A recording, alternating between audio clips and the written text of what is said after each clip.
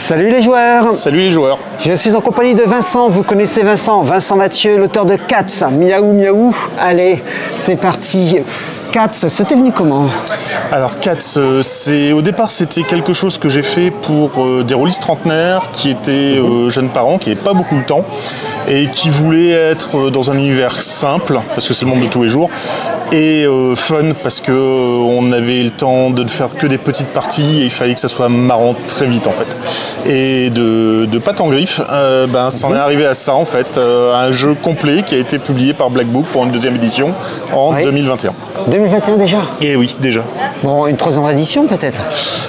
Ça m'étonnerait. Ou alors une édition dans la langue de Shakespeare qui doit arriver cette année. Oui. J'ai pas encore les dates, mais ça a été annoncé fin février sur le site de Black Book. D'accord. Ça, c'est une très bonne nouvelle déjà. Oui, c'est rigolo. On va enfin faire un méo au lieu de miaou. Ça va être rigolo. Ouais, ça peut être pas mal. Bon, rapidement, pour ceux qui pourraient éventuellement ne pas connaître Cats, peux-tu nous donner un petit peu le pitch? Alors, le pitch. Vous allez jouer des chats. Pas que, mais vous avez principalement joué des chats. Les chats qui... en fait, l'homme n'est pas la seule espèce intelligente sur Terre. Et non seulement c'est pas la seule, mais en plus c'est même pas la première. Parce qu'avant l'homme est apparu, tada, le chat. Et les chats ont un truc que les humains n'ont pas, les chats causent par télépathie. Ce qui est très bien, parce que la télépathie c'est universel. Donc un chat de Paris comprend un chat de Tokyo, qui comprend un chat de New York. Alors que vous prenez deux humains, vous les séparez de 1000 km et ils baragouinent plus la même chose. Et aussi pas de problème de contresens, parce qu'on peut envoyer des images mentales. Donc quand on parle d'une chaise, on sait c'est la même chaise pour tout le monde, etc. Et donc les chats, très rapidement, ont mis en place une civilisation féline, mais purement mentale, parce que le chat n'a pas de pouce préhenseur, donc le chat ne construit rien. Et comme tout être intelligent, ils ont commencé à se poser des questions, notamment les philosophes félins, sur qui suis-je, d'où vais-je. Ce à quoi les chats ont répondu très rapidement, je suis moi, je viens de chez moi, j'y retourne, comme ça s'est déplié. Voilà. Et il y a un chat qui s'est dit, un philosophe, ça serait quand même bien si on pouvait se concentrer sur les choses essentielles de la vie, qui sont manger, dormir, s'amuser, les choses essentielles de la vie. Oui, et le reste qui est particulièrement chiant, ça serait quelqu'un d'autre qui le fasse pour nous. Ouais. Et un scientifique filin a dit, c'est pas con comme idée, j'ai vu un singe là-bas, je suis certain qu'il a un bon potentiel. Ouais. Et voilà, l'horrible secret de Cats, c'est qu'en fait, l'être humain, c'est le serviteur génétique du chat, en fait, ce qui explique beaucoup de choses. Pas faux. Et donc voilà, dans Cats, vous allez jouer des chats qui sont intelligents, qui ont des pouvoirs psychiques qui sont pétés, mais qui évoluent dans un monde qui est fait pour les humains parce qu'ils se cachent en fait. Ils ont mis au moins la mascarade qui fait que les humains pensent que ce ne sont que des vulgaires animaux domestiques, c'est tout. Et voilà, vous avez plein d'aventures à faire avec ça. D'accord, en parlant des aventures justement, alors plutôt du one-shot, plutôt... Alors à la base c'était fait pour du one-shot. D'ailleurs dans le livre de jeu il y a quand même 8 scénarios one-shot. Ah, quand même. Plus un avec l'écran, ça fait 9 comme les vies d'un chat. Ces gens pensent à tout. Et il y a une campagne Cats qui va sortir fin de l'été de cette année, 2024. Ah, ça c'est une bonne nouvelle ça. Où on va un peu changer le paradigme, où il a expliqué dans Cats d'où vient l'Atlantide. Parce que l'Atlantide c'est l'âge d'or de la félinité en fait. Et dans cette campagne vous allez jouer des chats atlantes justement, qui vont se retrouver propulsés à différentes époques. Et je vous en dis pas plus, parce qu'il y a vraiment beaucoup de choses qui vont se faire, mais bon. Mais on dit souvent chat et chien, comme chat et chien. As-tu déjà pensé peut-être à faire intervenir d'autres animaux? Alors, oui, mais très rapidement, non, en fait. Parce que j'aurais pu faire une parodie, un pastiche de Wild Wolf complètement correct. J'aurais fait Cats à Mascarade, Dogs v Apocalypse et Platypus v Oblivion pour mettre des ornithorynques, parce que ça aurait été cool. Mais non, j'ai mis que les chats. Le chien n'est rien d'autre que... chez les chats, le chien, c'est l'esclave de l'esclave, en fait. Donc, voilà, ah d'accord, oui. Oui, donc la gradation est terrifiante. D'accord. Mais non, il y a que les chats en fait. J'ai un moment pensé à mettre des trucs avec les dauphins, mais c'était beaucoup trop restrictif, donc ça aurait pas été. Alors petite question sur la création peut-être justement. Quand on crée Cats, etc., c'est parce qu'en fait tu as un chat chez toi, tu le regardes et tu le sers à... Alors oui, moi j'étais assez passionné par les chats. Mon premier chat en fait c'était un concours de circonstances, ça devait être à la maternelle. La maîtresse avait montré un chat avec, on va dire, l'occasion de montrer un chat et en sous-jacent le fait de pouvoir le faire adopter par quelqu'un.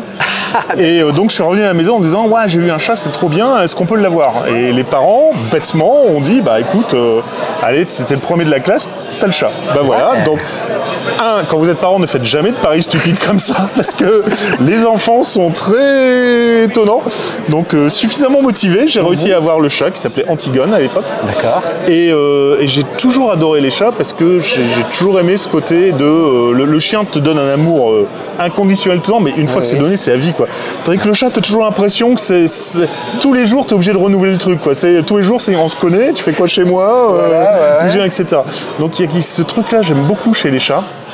Et à partir de là, au début c'était que pour des amis, pour s'amuser, pour pasticher une campagne de vampires qui était ultra sérieuse, etc.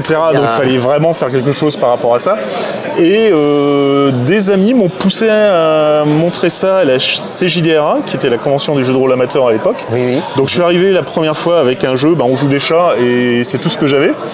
Donc quand j'ai vu la présentation des autres, je me suis retrouvé très con en fait. Mais il y a des gens qui ont voulu tester, donc l'ego a pas trop souffert, mais je me dis j'y retourne l'année prochaine et je fais mieux quand même. Et à force d'y retourner et de commencer à cogiter sur le truc, en fait il y a un véritable jeu de rôle qui a émergé par rapport à ça. Par contre ça a pris du temps parce que la première CJDRA c'était 2006, je crois, 2005 ou 2006. 2006, ouais, donc il t'a fallu quelques années pour c'est ça.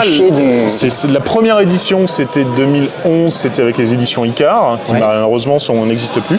Et la deuxième, 2021, avec Black Book. D'accord. D'autres JDR prévus peut-être éventuellement? Alors, j'ai toujours un projet, parce que je suis lent dans mes projets, moi, j'aime bien peaufiner les choses. J'ai un projet d'un jeu de rôle pour émuler des séries télévisées. Où on part sur les poncifs des séries télévisées dites modernes, en les associant par rapport au jeu de rôle. Donc un épisode, un scénario, une campagne, une saison, avec tout ce qui va bien dedans, où les joueurs, en plus d'interpréter le personnage, jouent en fait le scénariste dans le pool de scénaristes qui gère le personnage. Ce qui fait que derrière, il n'y a pas de notion de t'es pas là, tu peux rien dire, parce que c'est pas parce que les scénaristes ont les personnages dans une scène que d'autres scénaristes peuvent pas dire ça serait cool si tu faisais ça, quoi. Donc les joueurs peuvent toujours intervenir dans ce cas, et voilà, je peaufine. Voilà, c'est un jeu à part, c'est moins marrant de 4, mais on fournit ça avec une espèce de série fantastique qui est en fait la série avec le co-auteur qu'on aurait voulu voir sur Netflix ou Amazon+, mais qu'on n'a pas, donc on va la faire jouer, ça sera encore plus simple. Ok, écoute, grand merci à toi, et puis bonne continuation. Alors, hâte de découvrir cette campagne qui arrive déjà, tu me rappelles fin de l'été normalement, donc j'ai certain qu'à Octogone elle sera à diffusion, et normalement, si tout va bien, on va dire fin août, début septembre, les bakers devraient recevoir la campagne en question. Ok, super. Bon, alors on se retrouve fin août, début septembre. Ciao. Allez, salut les joueurs.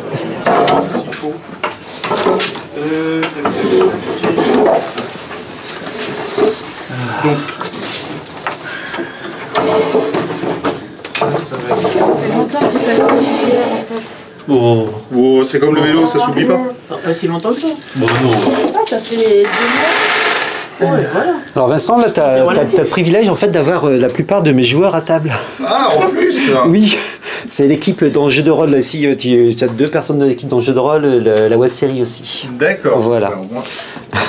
Et potentiellement... Peut-être potentiellement les 2 de plus. Potentiellement 2 de plus, c'est certain.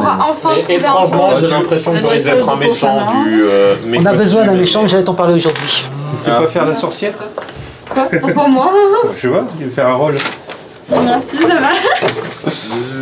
Je peux être traductrice de cochon d'Inde, si tu veux. Ah oui. Mais c'est une fille. Ah, mon Dieu. Oui. Non, je ne suis pas une fille. 5 et 6, c'est bon. Voilà, comme ça vous choisirez. Il n'y a aucun souci par rapport à ça. Oh, il y a un sphinx. Et... j'aime trop les angora turcs aussi. Il y a un même Oui, je le voyais, mais il m'embête. Il y a un savana ou un...